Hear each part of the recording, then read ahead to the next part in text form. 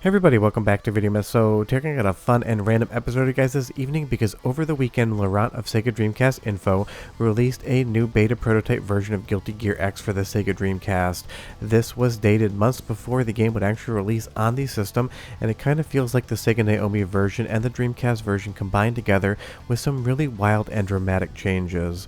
It's very fun always to get a prototype like this, especially for a game that is so incredibly good in the fighting game genre, so we're going to check it out today. Before you get too far involved though, do me a huge favor down below, hit like and subscribe and ring that notification bell, definitely helps us out. And if you feel so inclined and want to support the channel, I got a Patreon link down below as well. But for the most part, this is going to look familiar to you if you ever played Guilty Gear X before, until the fight actually starts. I do not know where this comes from, but you will see in just a moment here, medals and emblems start flying out of the characters as they are hit, and they will increase your score, even though there doesn't seem to be a score counter anywhere on the screen whatsoever. I'm not sure where this mechanic came from, and I'm not sure where it went, but obviously Guilty Gear X on the Dreamcast, I've never seen a medal fly out of any player whatsoever. I'm going to have Dreamcast footage to compare in a little bit further into the video, but it's so incredible from a preservation standpoint to have something like this. This was dated around the AOU show where they would have shown off Guilty Gear X for the NAOMI as well, so it seems like these versions, Dreamcast and NAOMI, were developed in conjunction. Obviously they are slightly different, and this is kind of on the road to getting to the Dreamcast release version. If you've never played Guilty Gear X before on the Dreamcast, I can't recommend it enough. It's an absolutely spectacular fighting game. If you play this in 31 kHz VGA on a CRT, it's one of the prettiest 2D games ever to come out of the Sega Dreamcast in my opinion, but you can tell me down below what your favorite 2D game is. And again, I just love seeing stuff like this. I love the development process. I love seeing earlier versions of games I've played to death back in the day on the Dreamcast, and I love to see what is the same and what is different. Here there's going to be slightly different music, and it seems to be missing about half the musical tracks. They will either repeat themselves or in the intro to the game. There is no music whatsoever, so it doesn't seem like the music was finalized in this version. But the stages you see in Guilty Gear X are pretty much going to be here one-to-one. There's some slight color variations I feel like in some of the actual stages, and I will show you Dreamcast footage in just a moment. But again, these emblems coming out of the characters, I'm not sure what's going on with that and why they took it out of the game. Maybe just because it is distracting and it turns into trying to get the medal to be able to get more actual points than you would normally get, but honestly in a fighting game the combat should be the #1 focus. And I will say it seems like the combat engine and all of the inputs are here in the beta, but it seems like the enemies are slightly more aggressive. Now moving over to real Dreamcast footage captured on my hardware with the RetroTink 4K, you can see it's the same stage, but there is a little bit of tonal shift in the colors. That's not really coming from the RetroTink. I didn't change the color profile whatsoever. It is just how the game looks different compared to the versions you're playing. I would say this prototype of Guilty Gear X, the colors are a little bit less vibrant, but of course all of the animations and everything else are here, and they're incredible. It is just fun to see what's going on here, and I can't wait to hear more people who are Guilty Gear X experts and professionals out there finding different differences. There might be more movesets, there might be different specials. We really don't know yet because, like I said, this has been out for all of about 72 hours, and it's been a long time since I played Guilty Gear X, so I don't remember all of the different special inputs. But again, this is just such a pretty game to look at, and getting a new version of it is just so much fun, and Laurent's always preserving Dreamcast stuff and releasing it when he can, so definitely big credit to him for doing something like this. It seems like maybe the AI isn't perfectly balanced here yet, because they either are completely aggressive and absolutely decimate you, or they seem to completely become stupid, go into the corner, and just kind of sit there until you unload on them.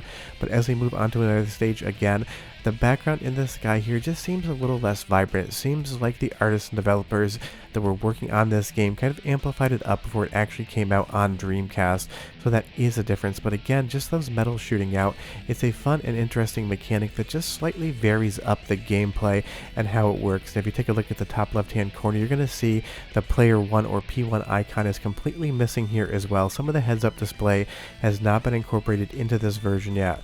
But of course the soundtrack is great. It sounds amazing in this prototype version, so listen for 45 seconds and I'll be right back with some more changes.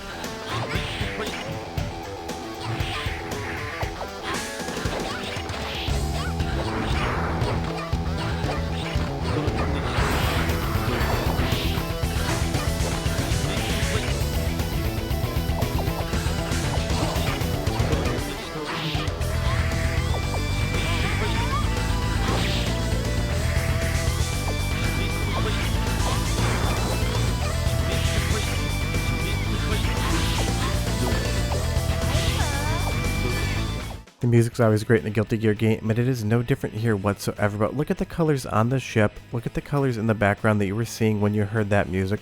We're going to go over to the Dreamcast version of the game. Again, this is the retail release running on real hardware, and you can see that the color vibrancy is just ever so slightly different. And I would actually say I think they definitely improved it for release. I like the colors on the retail version slightly better than I do on the beta prototype version. They are extremely similar. It's not like it's a massive difference, and unfortunately I didn't find any new stages in the game or massive graphical differences, but it still does look a lot of fun. But let's show you the intro track sequence here to another stage, London. We're going to be fighting Faust, one of the most interesting characters in the game in my opinion, and leave me a comment down below and tell me if you can spot any of the differences in this actual sequence here, because there are a few of them that eagle-eyed among you will definitely be able to see. And again, if you look at the top of the screen, that timer 99 there, that is just drawing outside of the capture window. It seems like the actual display was not properly configured because I had no data there whatsoever. It just cuts off at the top. So it seems like, again, the heads-up display placement as well as some of the information was just not finalized here in this version whatsoever. But again, this is just such an amazing game. The animations, the characters, the stylings, this is one of my favorite 2D fighting games of all time, and that's why it's so much fun to actually get a beta for this. Taking a look into the development process, seeing what Arc System Works was up to, seeing where they were in this game, it's just a ton of fun. And this is dated for March as well. I believe this game came out in July or August for the Dreamcast, so this is like 4 to 5 months before the game would actually see release, and a lot can change in 4 to 5 months, and then you're definitely seeing that here. And look at that dog in the background, kind of looks a little bit like a Cocker Spaniel, but when it actually turns here after we've won, it seems to turn into a completely different dog for a quick moment. I'm not sure what was going on there, but it is a funny little look. Maybe that's in the original game. I don't remember ever seeing that dog, but of course now I am trying to spot the differences, so leave me a comment down below and tell me if you remember anything weird about that. But even with everything going on here, unfortunately some things like the options menu seem to be impossible to actually get into. Every single time I tried to access it, the game would freeze and I would have to restart there. So it seems like a lot of the different options are either not incorporated into the game whatsoever, or maybe there's some sort of special procedure to get to the options menu that I am just not aware of. So if anyone is successful at doing that, do tell me down below, because I would be curious. I'd love to adjust the difficulty level here, because like I said, it seems like the actual AI opponents just aren't really doing that good of a job.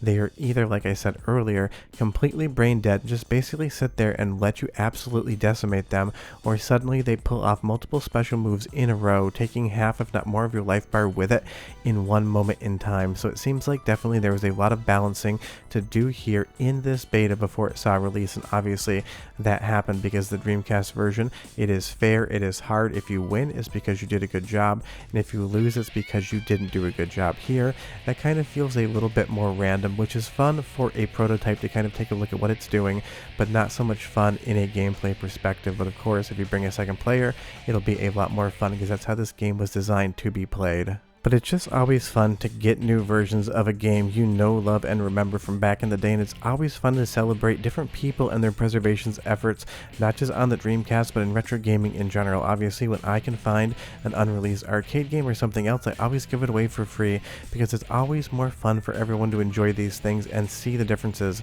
And in this Guilty Gear X beta, there are a decent amount of differences, and just the ones that I've spotted off the top, I'm sure I'm going to go through the comments and see a lot more differences. So again, whatever you notice, tell me down below, because it is so new. I'm sure a lot of people are going to be finding a lot of things in this game. But that's kind of the story. There's a new Guilty Gear X beta out. It's dated of March, like 4 to 5 months before this game would release, and it's really hard to say what exactly is going on here with the medal system, why that was in here at this point in time, and why it was pulled out. But you can grab this thing on archive.org. I definitely recommend checking it out, whether or not you're a Guilty Gear fan. If you've never played Guilty Gear X before, I can't recommend enough you check the game out. Just be aware you might get scalped in the you-know-where. Short of that, we are done, and I will see you guys next time, but definitely play this. It's worth checking out. Bye-bye.